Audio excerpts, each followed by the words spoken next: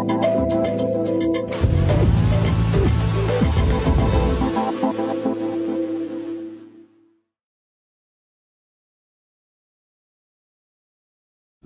history of coating parquet manually is actually a long-lasting history of the use of polyurethane coatings in an on-site application.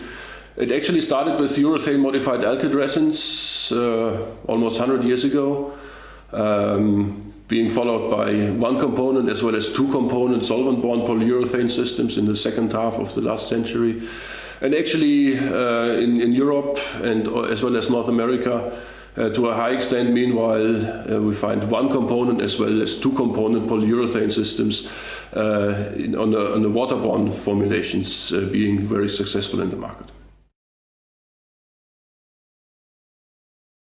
In Europe, mainly Central and North Europe, since 10 to 15 years, the shift from solvent-borne to waterborne chemistry has been done almost completely. Actually, in Germany, Netherlands, as well as Scandinavia, we almost do not find any solvent-borne systems being used at all.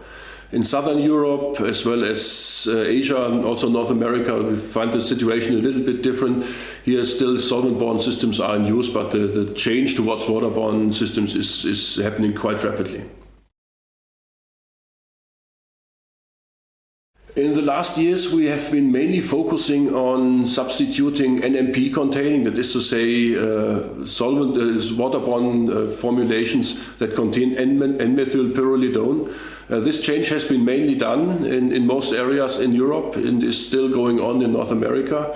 In Europe nowadays, we are focusing on new legislations that are upcoming, in particular in Central Europe, in Germany, that do not focus as over the last years on the content of organic volatile compounds in the formulation, but on the emission of the volatile organic compounds into the atmosphere or into the air. And actually, our focus currently, together with